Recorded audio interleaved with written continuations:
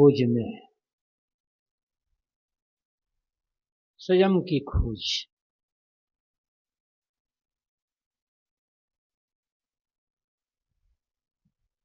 इस पुस्तक में कुछ सद्गुणों का वर्णन है। पहले बताया गया है कि अहंकार टूटना कितना कठिन होता है, अहंकार को तोड़ना आदमी को कितना भारी लगता है।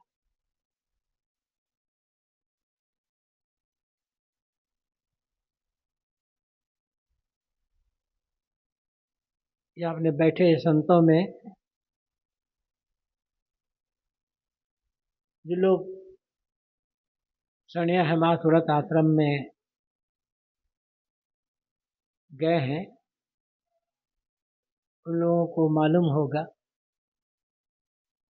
जैसे प्रवेश करे वैसे नीचे तो हाल बना हुआ है, तो बाएं साइड में एक बड़े अक्षरों में लिखा गया था, अब हटा दिया गया है वो एक बैनर चिपकाया गया था, जे नमे ते सौने गमे।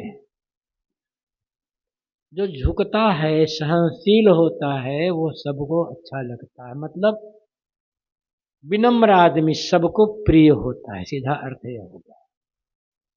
जे नमे ते सौने गमे, विनम्र सबको प्रिय होता है। आदमी भले अपने अहंकार को न झुका सके, किंतु अहंकारी से अहंकारी आदमी को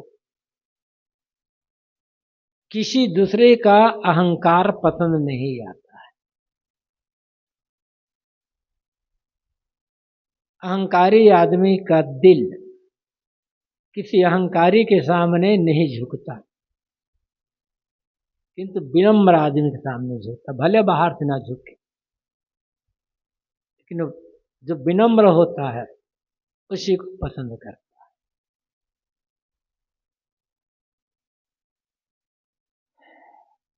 झुकना, सहनशील बन जाना, ये आदमी की कमजोरी नहीं है, आदमी की ताकत है झुकना। झुकना खास करके बाहर से झुक जाना,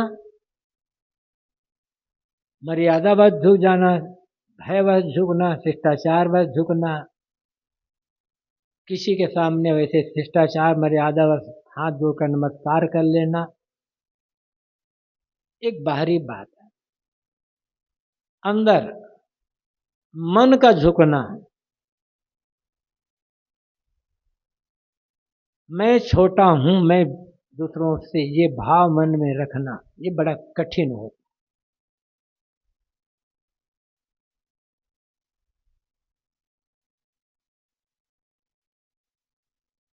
क्योंकि जब हम किसी के सामने झुकते हैं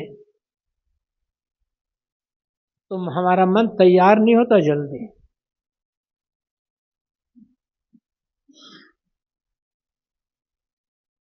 झुकने का अर्थ क्या होता है? बताया कि एक तो शिष्टाचारवश झुकना होता है, मर्यादावश।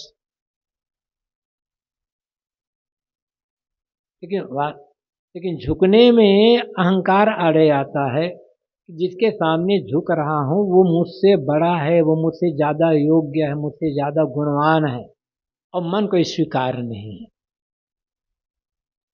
कि दूसरे आदमी को अपने से ज्यादा गुणवान, ज्यादा योग्य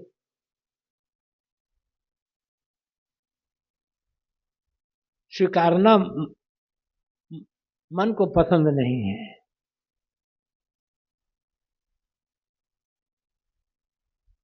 मन में तो होता है कि मैं ज्यादा योग्य, दूसरों से ज्यादा गुणवान हूं, त्यागी हूं, वैराग्यवान हूं, ये भाव आता है। संसार में देखो तो जहां स्वार्थ हो, जहां स्वार्थ पूरा हो रहा है, वहां झुकने में आदमी को संकोच नहीं होता। स्वार्थी आदमी तो खूब झुकता है।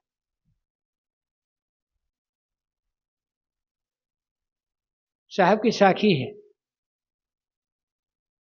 नमन नमन बहु अंतरा, नमन नमन बहु बान, कहे कबीर तीनों नमे, चीता चोर कमान।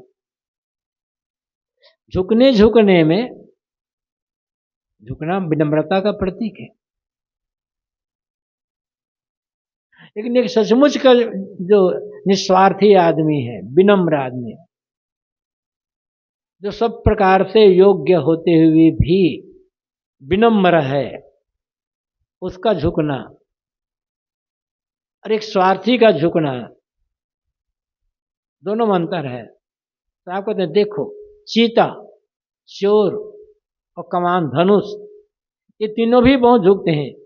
चीता को जब किसी जानवर पर हमला करना तो एकदम झुक जाता है जमीन और फिर छलांग लगाता है। तो चीता झुका जमीन पर, मतलब ये थोड़े है कि वो झुका हुआ है, स्वार्थ वहां पर हमला करने का था। और चोर, चोर तो जमीन, चोर को लगे भागे तो एकदम जमीन पर लेट जाता है। लेकिन भावना क्या है? और धनुष को खींचो तो झुकता तो है, लेकिन किसी का प्राण हरण करने, ये झुकना झुकना नहीं है, ये तो स्वार्थ है। तो स्वार्थ के कारण तो लोग झुकना जान लेते हैं, लेकिन जहां कोई स्वार्थ नहीं है वहां झुकना, वहां विनम्रता ले लेना, ये कठिन होता है।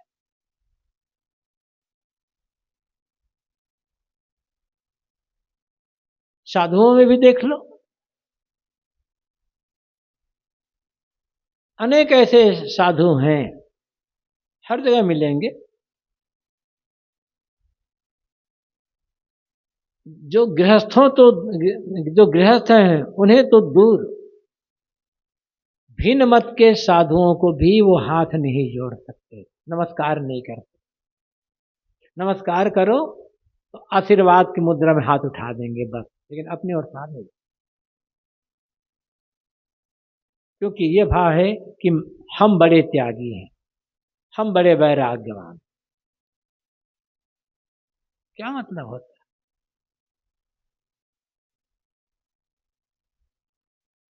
दान करने में, संपत्ति, रुपये, पैसे, जमीन जायदाद का दान, दान करने में तो अहंकार बढ़ने की संभावना रहती है, होते ही। कुछ लोग दान करते हैं सेवा भाव से, दूसरों का भला हो इस भाव से।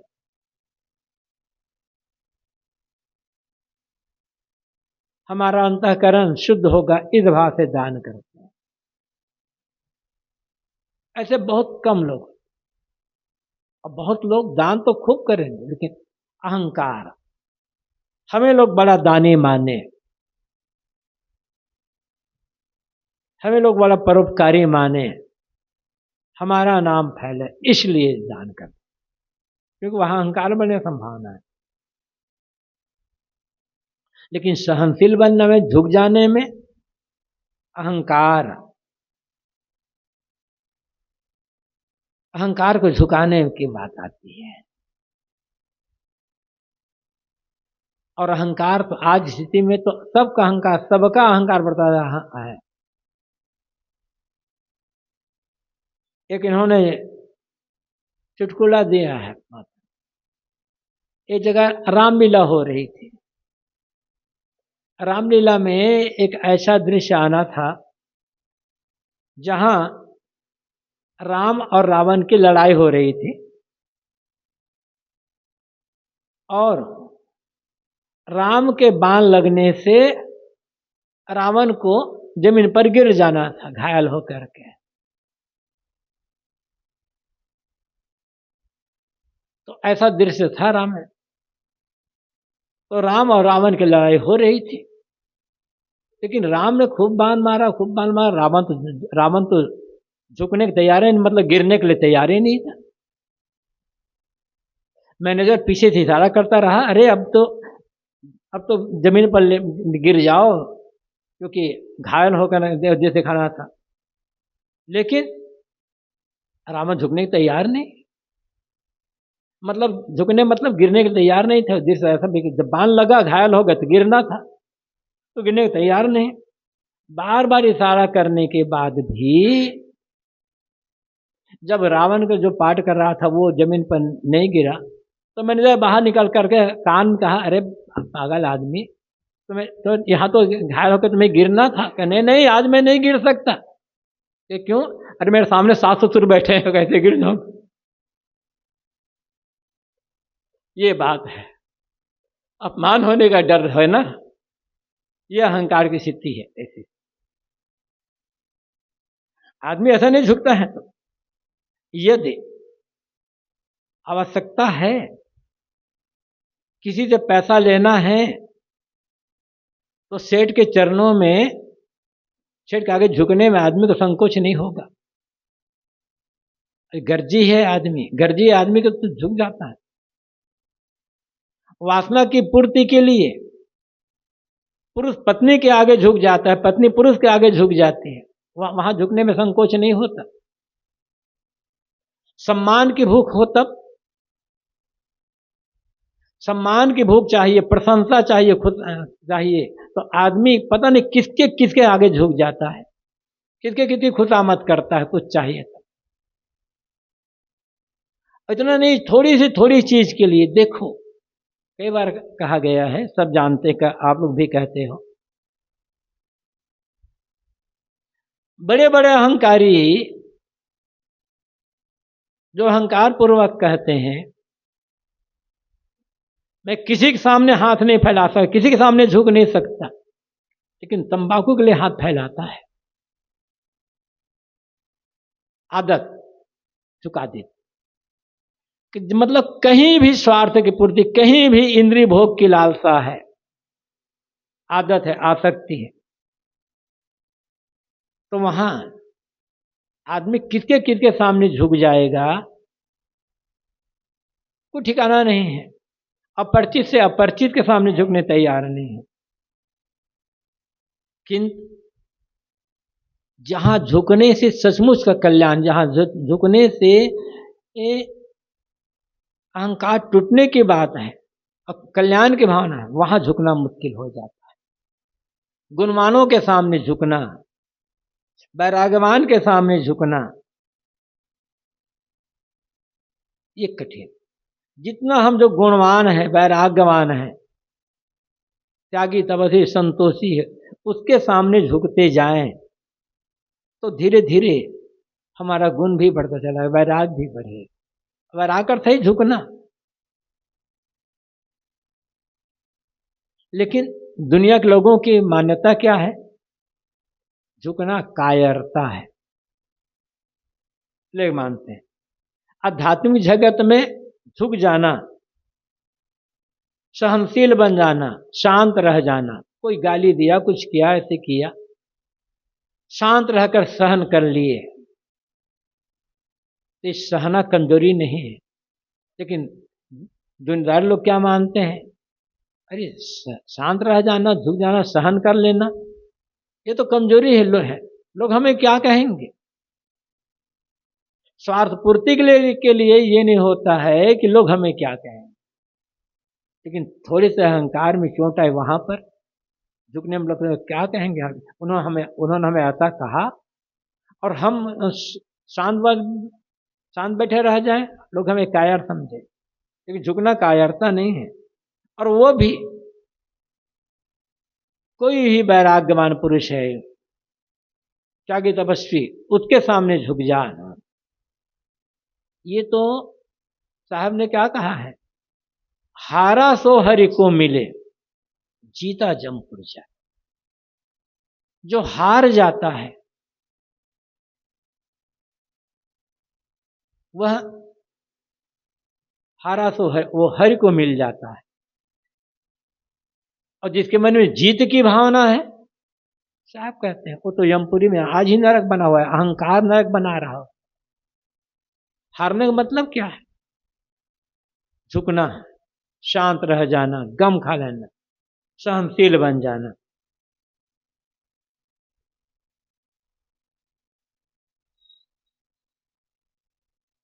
अनेक बार उदाहरण दिया गया है, इन्होंने वो भी थोड़े में लिखा है।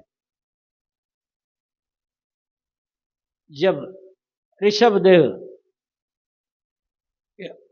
को वैराग हुआ तो अपना राज्य अपने बेटों में बांट दिया। कहते उसके 100 बेटे थे, सबसे बड़ा भरत था, उसके बाद बाहुबली, उसके बाद 98 और भाई थे, और सभी भाइयों को बराबर बराबर, सभी बेटों को बराबर बराबर राज्य बांट करके ऋषभदेव चले गए तपस्या करने, अपना राज्य करने लगे। कुछ दिनों के पश्चात भरत के मन में हुआ कि मैं चक्रवर्ती सम्राट बनूं, और उसके लिए सब भाइयों के पास संदेश भेजा, या तो अपना अपना राज मुझे सौंप दो या लड़ने के लिए तैयार रहो। 98 भाइयों ने सोचा क्या राज, जिस राज को पिताजी छोड़कर चले गए उसके लिए लड़ाई हम क्यों करें, ठीक है, अपना अपना राज्य भरत को सौंप करके स्वयं ही राजपाट छोड़ करके बैरागी बनकर अपने पिता के पास चले गए तपस्या करने के लिए। बाहुबली ने कहा ठीक है यदि बड़ा भाई चक्रवर्ती सम्राट बनना चाहते हैं बन जा, लेकिन बड़ा भाई आकर के यदि राज्य मांगे मेरे पास तो मैं उसे दे दूंगा, लेकिन धमकी देते हैं लड़ाई की तो लड़ने को तैयार हूं। दोनों भाई में लड़ाई हो गई। लड़ाई में भरत ने अनीति का प्रयोग किया, नियम था नित्य विरुद्ध लड़ाई लड़े, तो बाहुबली को चोट लगी, इसके लिए अनीति, छोड़कर चले गए। अब क्या करें कि मैं भी बैरागी बन जाता, कहाँ जाऊं कि जाता हूं पिताजी के पास। लेकिन सोचा कि मुझसे छोटे 98 भाई पहले चले गए हैं पिता के पास, वो पहले साधु हो गए हैं, और साधु मर्यादा के अनुसार अपने से छोटे भाई के सामने झुकना पड़ेगा, उन लोगों को प्रणाम करना पड़ेगा, मैं बड़ा भाई होकर कैसे झुकूं। अहंकार त्याग करना है ना, तपस्या करना, तपस्या तो कहीं भी हम कर सकते हैं। चले गए बाहर, कठोर तपस्या किया, कठोर तपस्या, लेकिन शांति नहीं मिल रही। तब ऋषभदेव ने, उनकी 2 पुत्रियां और थी, अपनी बेटियों को बुलाकर कहा देखो तुम्हारा भाई तपस्या कर रहा है, लेकिन अहंकार के कारण तपस्या कर रहा है, झुकने का भाव नहीं हो, बड़ा होने का भाव, इसलिए इतनी कठोर तपस्या करने के बाद भी उनका मन शांत नहीं है, तुम जाओ उन्हें थोड़ा समझाओ। बाहुबली की दोनों बहनें गई, देखी वहां जहां बाहुबली तपस्या कर रहे थे वहां पर कठोर तपस्या, दोनों बहनों ने उसकी प्रशंसा की, और फिर तब कहते हैं भैया हाथी में बैठने से शांति नहीं मिलेगी, हाथी से नीचे उतरो। कहा हाथी में तो में बैठ कर कहा हूं, तो समय ये अहंकार के हाथी पर बैठा हुआ। अरे क्या है, ठीक है मुझसे छोटे भाई हैं, झुक जाऊंगा तो क्या हो जाएगा, कौन नुकसान हो जाएगा, पहले साधु हैं वो, चलो जाता हूं। जैसे ही अहंकार छोड़ जाएगा वैसे उन्हें शांति मिलेगी, एक कहानी कहती। तो अहंकार का त्याग, और बड़ों सामने तो मर्यादा झुकते ही हैं, जहां उम्र में कोई छोटा है लेकिन त्यागी है, वैराग्यवान है, पहले के साधु है, वहां भी झुकने में हर्ज क्या है, सचमुच का त्यागी है। अहंकार कटे, सबसे बड़ी बाधा है अहंकार। दुनियावी क्षेत्र में रिश्ते निभाने में तो अहंकार बाधा है ही, साधना के क्षेत्र में बड़ी, छोटों सामने झुक, अपने से बड़े लोग, चाहे वो गृहस्थी में हो चाहे विरक्ति में हो, जो साधु मार्ग में भी हमसे पहले आ चुके हैं, अधिक जानते भी हैं, त्यागी भी हैं, बैरागी भी हैं, सब कुछ है, हमारी किसी गलती को लेकर समझाते हैं तब अहंकार हमारा स्वीकार करता है क्या? लगता है हमसे जलन कर रहा है। बड़ा मुश्किल है।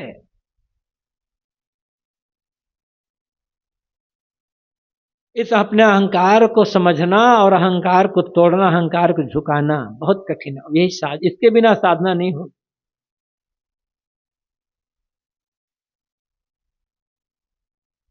दुनिया के लोगों की जो मानसिकता है, बताया ना कि क्या है कि झुकना कायरता, लेकिन वैसे तो झुकना शक्ति का उपयोग, कायरता शक्ति का उपयोग करो कब? जो सताए गए हैं, दुखी हैं, दीन हैं, लाचार हैं, उनकी रक्षा के लिए।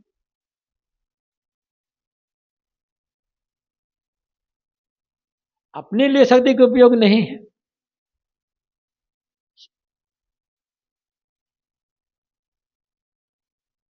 इन्होंने लिखा है, जो बहादुर होते हैं, भीतर से बहादुर, ठोस, अपने ज्ञान, अपने या किसी प्रकार, उन्हें शक्ति का उपयोग करने की आवश्यकता नहीं पड़ती है। उन्हें बहुत अस्त्र शस्त्र लेकर के चलने की आवश्यकता नहीं। डरपोक आदमी ही अस्त्र शस्त्र लेकर चलता है ज्यादा। और खास करके जहां अपने मन के विकारों का शमन करना हो, मानसिक विकारों पर विजय पाना हो, वहां शक्ति की क्या जरूरत है? वहां तो सद्गुणों की जरूरत है और सीखने की जरूरत है, और सीखने के लिए झुकना पड़ेगा। विकारों का सेवन ये मन की कमजोर वृत्ति का लक्षण है। मन जितना कमजोर होगा उतना मन विकारी रहेगा, और उसमें इंद्रियों के भोगों में सुख की भावना रहेगी। और मन जितना बलवान होगा उतना निर्विकार रहेगा।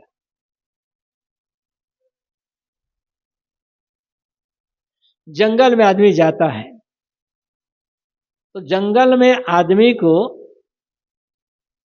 शस्त्र की आवश्यकता होती, सिंह को शस्त्र की आवश्यकता नहीं होती।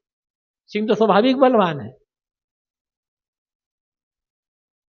आदमी कमजोर है, इसलिए उसे इन्होंने लिखा कि आदमी कमजोर है, इसलिए ये आदमी को शस्त्र की आवश्यकता, सिंह को आवश्यकता पड़ती है शस्त्र की।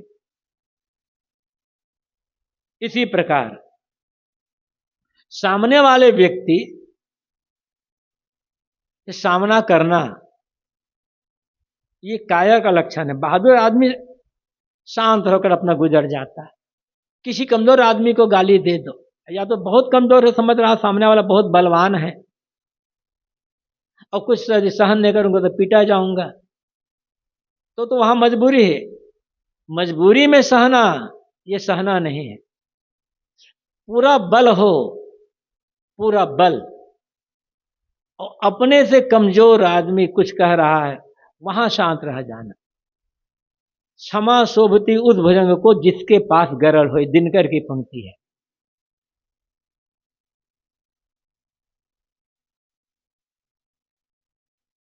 तो जहां मजबूरी है वहां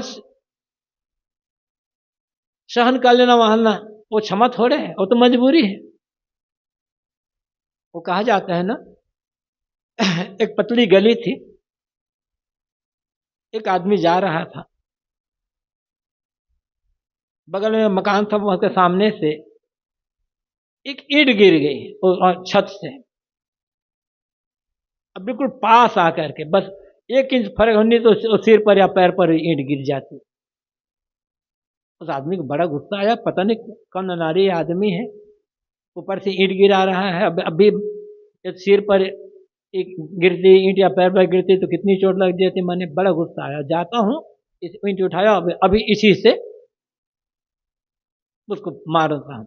बगल में सीढ़ी थी, गया, चढ़ कर देखा तो एक मोटा ताजा आदमी, पहलवान, खूब पहलवान कसरत कर रहा था। देखा सिट्टी पिट्टी गुम हो गई। क्या क्यों आए हो? आपकी ईंट गिर गई थी ना, देने के लिए आया हूं। ये कोई क्षमा नहीं है।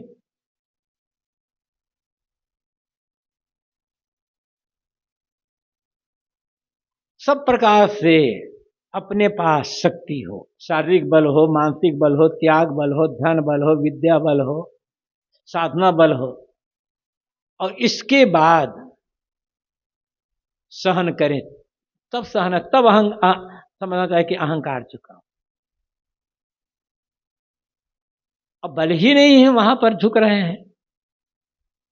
ये कौन, ये तो कायरता है, कहा कहना का वो तो मजबूरी है। और आज जो आदमी, दो प्रकार से होते हैं। एक आदमी वो होता है, देख आज की स्थिति है, एक पैसे का प्रयोग, अरे पैसे संग्रह करने की भावना, लोभ, दोनों मानता रहता। संग्रह की प्रवृत्ति और त्याग की भावना अलग अलग। संग्रह की प्रवृत्ति में बटोरना बटोरना बटोरना, चाहे वो साधु हो तो कहीं कहीं हो, कितने साधु हैं खाली बटोरना जानते हैं।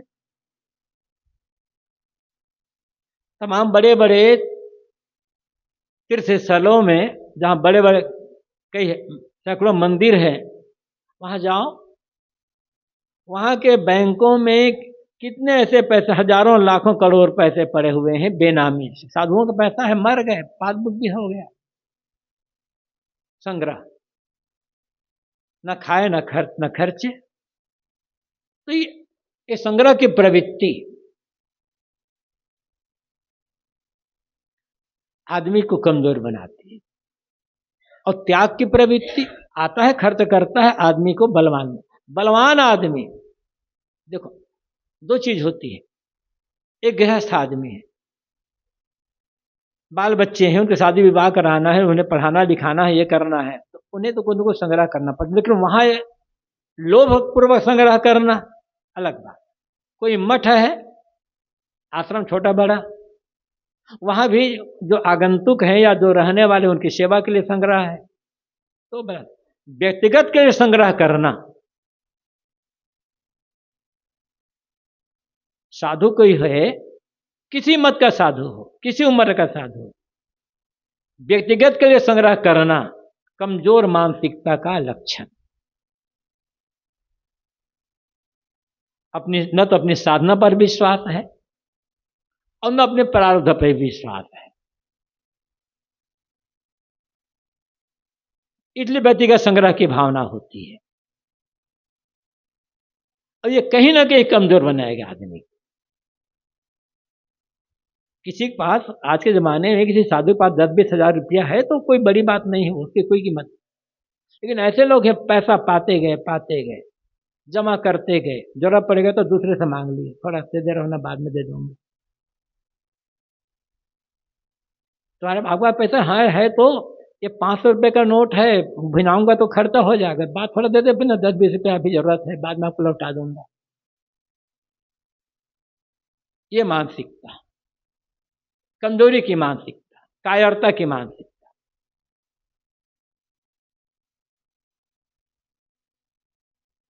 और फिर जो लोग पैसे को ही जीवन का आनंद मानते हैं, उनकी बात तो फिर और क्या कहना है। कहते हैं कि पिता और पुत्र यात्रा कर रहे थे, अचानक एक जंगल था, जंगल से है उस यात्रा कर, अचानक एक पागल हाथी आ गया, और पागल हाथी को देख करके दोनों बाप बेटा भागे। एकदम हाथी हाथी खदेड़ने लगा, दोनों को एकदम नजदीक में आ गया। अब दोनों भाग रहे थे तो सामने एक बड़ा सा गड्ढा आ गया, लंबा सा गड्ढा, चौड़ाई थोड़ी ज्यादा, गड्ढा तो था ही लेकिन चौड़ाई भी थी उसकी।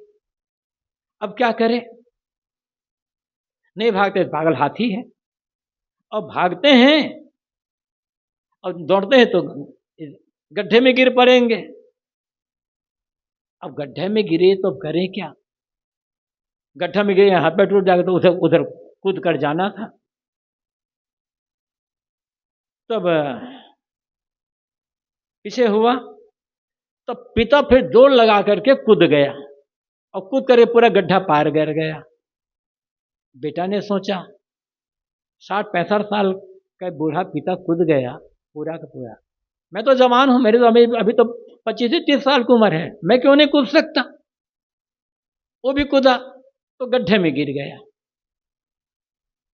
गड्ढे में गिर के जब किसी पास से बाप ने निकाला तो बेटा ने कहा, पिताजी लगता है आप चोखा घी खाते हो, बिल्कुल मुझे खिलाते हो डालडा,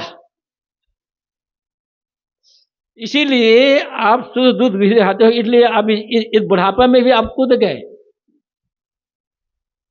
और मुझे आपने डालडा घी खिला मिलावटी दूध पिलाया, तो इसलिए इस जमाने में मैं कूद नहीं पाया। कहा बेटा ऐसी बात नहीं है। पिता कहा नहीं बात है, बाप ने कहा, पुत्र ने कहा बात ऐसी है बेटा, बात ऐसी नहीं है। जानते हो ये किसकी घर में कूदा हूं, ये देखो जेब में इतना रुपया ही है, इस रुपया की घर में कूदा हूं। तुम्हारी जेब में रुपया है क्या? तो रुपये की गर्मी संसारी लोगों को किसके गर्मी होती है? अनेक साधु लोग भी ये कहते हैं हमारा मठ में ये है, हम दूसरे मठ वालों को क्यों बुलाएं, क्यों आदर दें उनको, उनके पास क्या है उनके मठ में। संसारी आदमी पैसे का अहंकार करे तो बात समझ में आती है, साधु आदमी मठ का अहंकार करे तो, अरे मठ तो आपको व्यवस्थापक के लिए बना दिया गया है, आपको व्यवस्था करने की सेवा करने के लिए व्यवस्थापक बना दिया, गुरु बना दिया गया, महंत बना दिया गया, किसका अहंकार?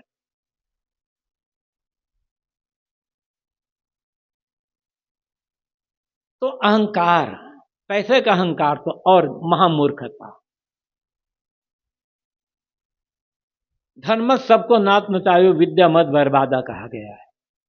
दो मत होते, एक तो जवानी का मत तो है ही, जवानी का वैसे अहंकार होता है, धन का मद और विद्या का मद, ये दोनों का अहंकार आदमी के लिए पतन का कारण बनता है। और अहंकारी आदमी, बात है झुकने की, बात है संयम की, साधना की, बिना झुके जो आदमी झुकना नहीं जानता, सहन करना नहीं जानता, वो साधना नहीं कर सकेगा। और जो साधना नहीं करेगा शांति से जीवन कैसे जिएगा?